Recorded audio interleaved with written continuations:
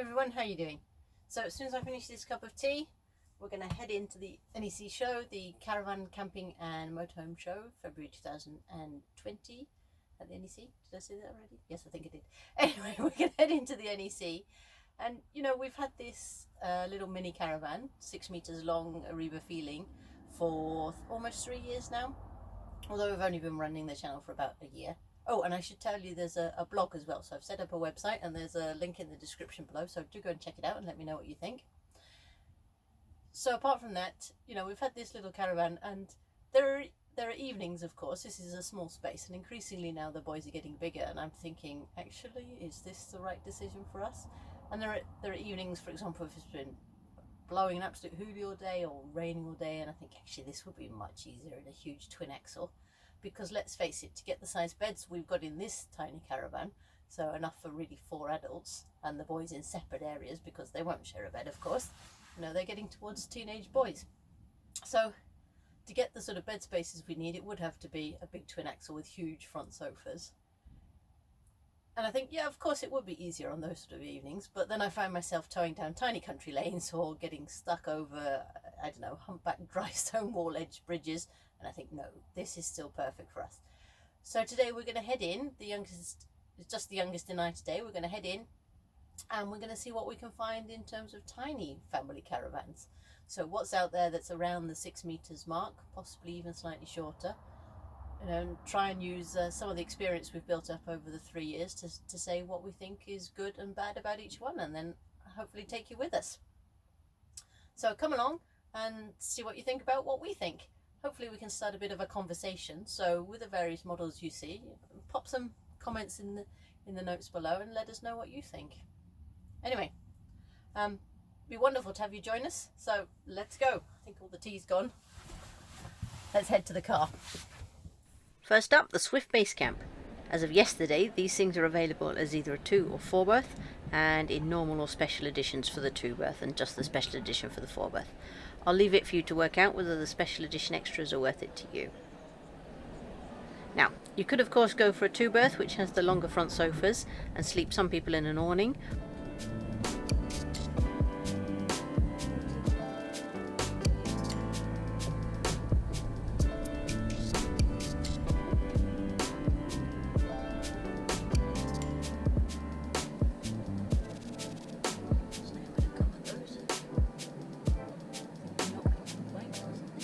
Or indeed go for the 4 berth. So let's focus on that one, the new 4 berth. It has an overall length of 5.59 meters and internally it's 3.91 at bed box height. It's got an MIRO of 1025 kilograms, so that's the mass in running order, so all the basic equipment that you need to make the thing function, and an MTPLM, the maximum technical permissible laden mass of 1161 kilograms. And apparently the brochure says that's a lower limit, although the plus pack information seems to add only 25 kilograms to the MTPLM, so the maximum mass you can be, but it also adds 25 kilograms in weight, so the solar panel and so on adding that, so you don't get any increase in the actual payload. And the advertised payload is 136 kilograms. So this, for me, with this particular vehicle, is a major weakness. Let's assume that the quoted figures are 100% accurate. So within that 136 kilograms, you'll probably want to add a motor mover. So we'll assume that to be about 30 kilograms. Then personal effects include things like crockery and saucepans and bed linen and water containers and extra gas over the standard allowance. I think in most cases it's 1 bottle. And cutlery, of course, and possibly even the leisure battery, although you'll need to check that out with the manufacturer themselves. I couldn't find any conclusive information for the industry as a whole.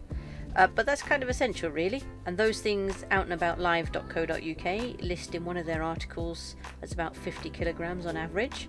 So let's say 136 minus 30 minus 50, so that leaves us 56 kilograms for any food, drink, clothes or sports equipment that you want to take with you. And these things are designed as crossovers apparently, so sort of like a really posh but cozy tent with facilities. So anyway, if you want to put the bikes inside, as indeed all the fold-up seats and the interior lashing points are designed for you to do, then they and anything else you want to travel with in here needs to weigh altogether no more than 56 kilograms. Well, a while ago when I weighed all 4 of our bikes, they were just sort of 60 kilos, so probably doable, but that puts you very close to the legal maximum weight, and that would make me uncomfortable to be that close. And then of course the awning, and you probably do want an awning in a van this size, and everything else, heaven forbid you want to bring kayaks as well, has to go in the car, which kind of makes a bit of a mockery of this idea of towing it with a small car and all the advertising that's done. Anyway, hopefully a significant weight increase is possible to allow it to be used to its proper full potential. The other topic that perennially annoys me as a mum is bunk sizes, especially on UK caravans, and these are no exception. Bunks are 190 centimetres long, and that's fine, but they're a measly 54 centimetres wide. So fine for really little ones, but not really once they get towards the upper levels of primary ages, and they'll just be claustrophobic and spend their time thrashing around, and so nobody will get a restful sleep. The width is more of an issue in my opinion usually than the usual weight limit on the bunks themselves, though I can't find a specific limit on the specification sheet. Usually it's around 50-ish kilos, I think. But anyway, check that one out if you're serious about looking at one of these. So if you're a sporty family or just looking for something small that's less hassle to set up than a tent and has more facilities, then this might work really well for you, as long as your little ones are really little. But then as soon as they grow a bit, or they need their own bikes or kayaks or whatever, then forget it. That all sounds really negative, and I don't mean to be. It's fantastic to see a large-scale mass manufacturer taking a bit of a step into the unknown and really reimagining what's possible. I'd just like there to be a bit more focus on the real practical realities of family camping and caravanning adventures. There's also a pretty big awning-related issue, but we'll come back to that when we talk about the Bailey Discovery, which is up next.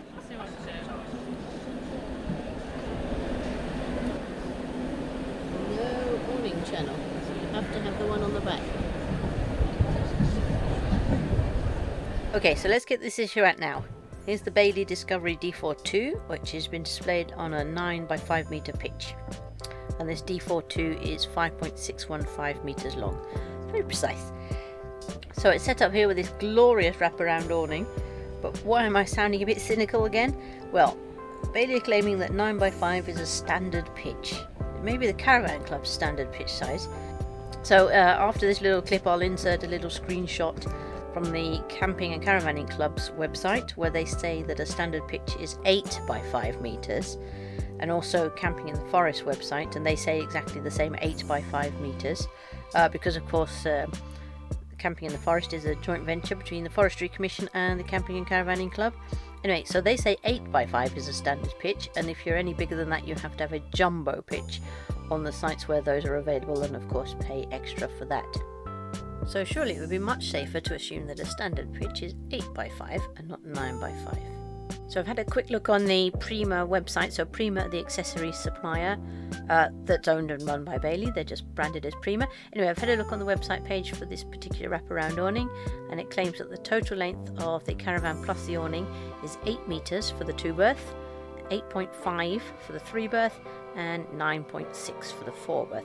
So realistically you aren't going to want to use this wraparound awning with the biggest fan, the 4-berth fan. And of course it's not just Bailey. I mean, you try getting most of the popular camper van awnings on your VW or your Transit Custom onto an 8 by 5 pitch. They just don't fit. You've got an awning that's, in the case of a camper van awning, if you've got one of the bigger tent-like ones, they're at least 3.2 meters wide, and then you've got the tunnel into the camper van itself. So there's an absolute lack of connectivity between the manufacturers and campsite designers. So it's not fair that I criticise Bailey for taking a generous approach to what a pitch size is for using 9 by 5, because actually in this case they've really thought about this issue. Although this awning on the 4-berth D4D Discovery is clearly a real no-no. So to finish off the comment I made earlier when we were looking at the Swift Basecamp, let's come back to that for a moment, because the awning on that one, so the very specialist Van Gogh bespoke awning, that's the orange and grey thing, is 390 centimetres from the back door to the furthest point, looking on the Van Gogh website. So adding 3.9 to the shipping length of 5.59 for the 4-berth Basecamp, you get 9.49 meters. Again, totally bonkers in length. So if you like to use club sites, you may well find very frequently actually that you're unable to get the awning on. And with small caravans like these, that's a pretty much essential feature most of the time.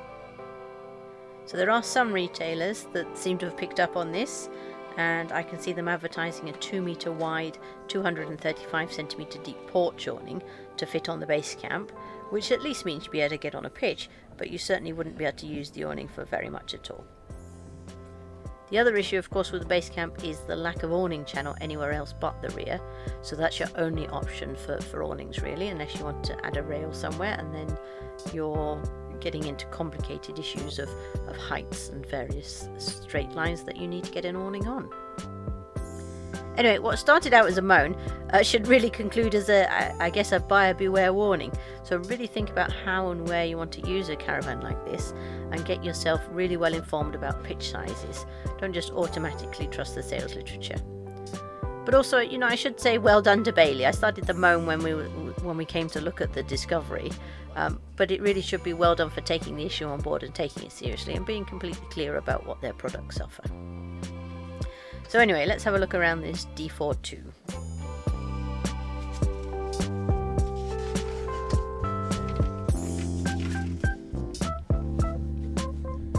So as well as this D42, which comes in, as I said, I think I mentioned earlier, at 5.615 meters long, there is a D43, which is 6.112, and the D44, which is 7.141, so much more of a conventional length on the 4-berth. As a slight side note, I think Bailey though have missed a bit of a trick with the 3-berth. It's very attractive at 6 meters long, or just over 6 meters, and had they put the option of a bunk over the front single, okay, there's a lovely window to contend with, and the sloping front wall coming backwards, so technically it might not have been possible. I think they missed the trick in that they could have produced a 6 meter 4-berth double dinette caravan, really quite attractive in that sort of layout. So in terms of active family adventures, I prefer this approach of bikes on the outside because they can be really quite mucky, and it's not as if we're carrying around carbon fibre super expensive bikes. So then of course mucky and wet is far more likely than expensive very nice bike which you'd want to keep inside and super protected. And the Basecamp of course promotes carrying bikes on the inside because there's no space on the A-frame for them on the outside. It's not built, for example, like the Trip Buddy, which is specifically built to yacht standards, so I believe, for example, it can even be hosed down from the inside. The main limitations with bikes on the front, as we've got on our caravan of course, so we're quite used to this by now, is how many you can carry. I believe it's still the case that the maximum you can carry is 3 with the Fiamma Caravan Active Rack, which is the one that we've got. Also on this Discovery there's no gas locker on the front, so actually you can buy the cheaper fixed bike racks rather than having to get the ones that tip forward so you can access the gas locker. And that's helpful again because those tipping ones quite often interfere with the top of the jockey wheel. So you might struggle to actually get them folded. But also you have to be very mindful of the nose weight of extra bikes that far forward. So carrying bikes on the outside also means there's a lot more storage room under the seats on the inside, as they don't have to fold away, and you don't have to move bikes, for example, if you want to use the caravan seating when you stop over in the services or something like that. Now we do that a lot because I simply refuse to leave our caravan unattended, even if I were to put all the locks on. The other issue, of course, with bikes on the A-frame is what if the rides you want to do are not actually reachable from the site, so you might still need a car rack. And then lastly, and exactly the same as I said for the Basecamp, is the issue of payload. So this is a big issue on these sort of vehicles where you're expecting to carry lots of different active family equipment and so on. So if we take the 6 meter 3-berth D43, this has an advertised payload of 136 kilograms, which is exactly the same as the Basecamp 4. So it has exactly the same issues that I talked about earlier about added weight of movers and all sorts of crockery and cutlery weights and those sort of things eating into what is a fairly small payload. So all of those things apply in exactly the same way that I spoke about them when we were looking at the Basecamp. But at least in this case there's very clear information online about how to have this uprated by an extra 94 kilos in this case, which is really quite impressive. So on this 3-berth that would give a total payload described online of 241 kilos, which actually is much more sensible if you're expecting to carry heavy things like bikes on the caravan itself. But of course the tow car has to be up to it and your license as well. So now for a couple of pop tops. Pop tops are great because they're low on the road, so less susceptible to wind and drag, but still tall on site, well, tallish on site. Though if you're very tall you might find yourself bumping your head on the door frames and so on, so just watch out. First off, we had a look at the largest of the Ariba touring range, the Troll. And as a side note, I think there's only one UK dealer bringing in Ariba Feelings. That's the caravan we have. It's Jandy in West Calder in Scotland. And they're just a couple who run a small dealership together, plus occasional helpers. So I don't think they've ever actually exhibited at any of the shows. But someone with a Heimer franchise like Loudham's or Highbridge, or indeed Automotive Leisure, who are here showing the touring range, might be able to order one in if you're super keen on those. Anyway, apologies though that I've managed to corrupt the footage somehow, so if you are interested in the Ariba Tourings you can download everything you need from the Heimer website. So just to talk you through the Trolls quickly. Although these are small at 579 centimeters externally, there is a suspended bunk option available that can go over the front dinette, so it is workable for younger kids. But the really attractive thing about them is that payloads are between 315 and 415 kilograms, though I will talk you through the slight differences in payloads on Continental vans in part 2. And that's made up from an MIRO of 985 kilos and an MTPLM of between 1300 and 1400 kilograms on these Trolls. And of course there are special editions, the special 60th edition, which is rather funky, cool, well no, I guess a rather classy sort of silver and white finish, and then there's also the Rockabilly and the Ocean Drives, which are the bluer and the red ones, and they've got some very retro cool looks to them, so if you fancy something a little bit different, that might be for you.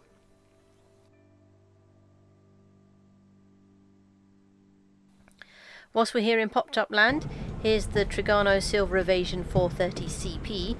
It's an eye-watering 24,995, and that's the same sort of pricing as the Ariba touring range. So these pop tops certainly seem to come at the top end of the price scale. But on the Trigano Silver, the pop top is solid, it is insulated, and it's electrically raised. So I would imagine it's quite a bit quieter inside than it can be in our Ariba Feeling with its cloth sides upstairs. And in this 430 CP there's a large fixed double at the front end and a very big single or a tiny double at the side. They claim it's a 4-berth, but really I'd say it was good for a family with 2 tiny ones that don't mind sharing, or indeed a family of 3. There's also a 430 LJ based on the same body size, and that features 2 80cm wide single beds at the front and a rear dinette that makes up into a bed that's 125 centimeters at one end and 60 at the other end. I'm not sure there's a bunk option to go over that though, although if there was that would make a reasonable small family caravan. So both of these, the 430 series, have a 6-meter shipping length and are 198 centimeters tall when folded. So they are incredibly popular in France because they are free on toll roads. But they're 235 centimeters tall when they're set up. It's just getting through that door you have to watch out for if you are very tall. So the 430 series, the largest of the Trigano Silvers. There are smaller caravans as well in the range. So these have an MIRO of either 1027 or 1037, depending on which model you go for. And they both come with a standard MTPLM of 1200 kilograms, which can be upplated to 1300 kilograms. I fear this episode is getting incredibly long, so I'm going to pause it here and then I'll come back to you in part 2, where we're going to look at some Knaus and some Weinsberg caravans. So I'll see you then. Bye for now.